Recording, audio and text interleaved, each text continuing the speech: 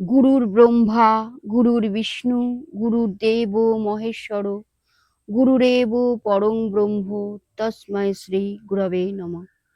প্রথমেই শ্রী শ্রী ঠাকুর অনুকূল চন্দ্রের রাঙ্গা রাতুল চরণে আমার শতকোটি প্রণাম।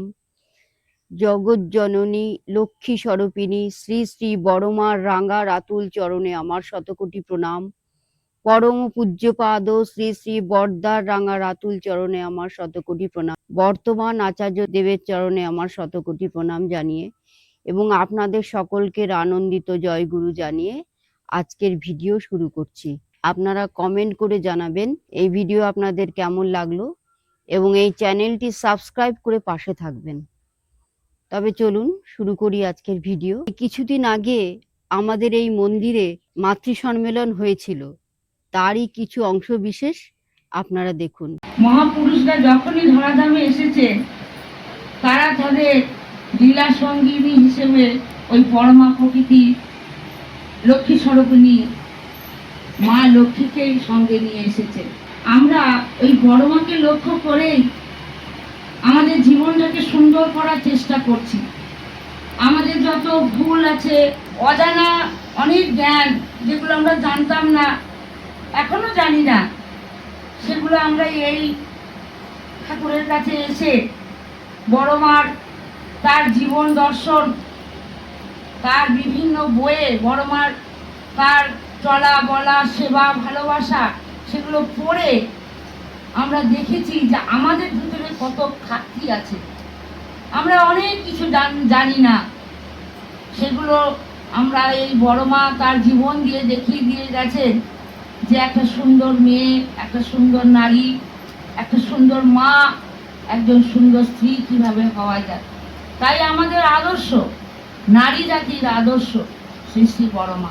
আমরা এখানে সবাই একত্রিত হয়েছি সেই শ্রাবণ পরিক্রমারই আজকে একটি দিন মাতৃ সম্মেলনে। এটুকু আমরা বলতে পারি যে আমাদের জীবন সার্থক। আমরা এই জীবনটা পেয়েছি। কত অসহায় মায়েরা আছে, তারা এই স্বাদ পেল না, এই আনন্দ উপভোগ করতে পেল না, কিন্তু আমরা পেয়েছি। অনেক জন্মের স্বীকৃতির ফলে এই আনন্দে এখানে এসে বসতে পেরেছি, তার মাতৃ সম্মেলনে সামিল হতে পেরেছি। এটা পরম ভাগ্য, পরম পাওয়া।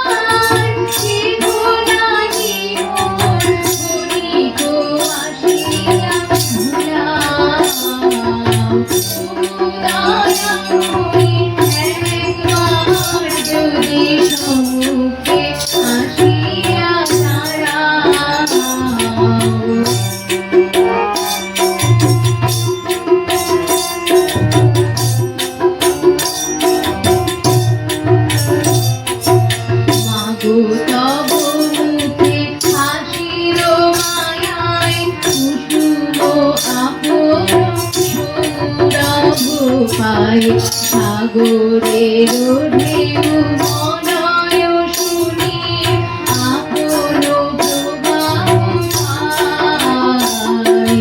মাগো তব মুখে হাসিও মায়ায় কুসুম আপন সুলভ পায়। সাগরের ঢেউ মলয় শুনি আপন প্রবাহ পাই। তোমার মধুর হাসির ধারায় এসো দুঃখ জীব সব ভুলে যায়। তোমার মধুর হাসির ধারায় এসো দুঃখ জীব সব ভুলে যায়। তোমার সেই মুখ একবার যদি ধ্যানে আনিয়া দাও, ও দয়াময়ী একবার যদি সম্মুখে আসিয়া দাঁড়াও। তুমি তো আসিয়া হাসিয়া আমার তৃষ্ণে গলিয়াতে জুড়াও। দয়াময়ী একবার যদি সম্মুখে আসিয়া দাঁড়াও।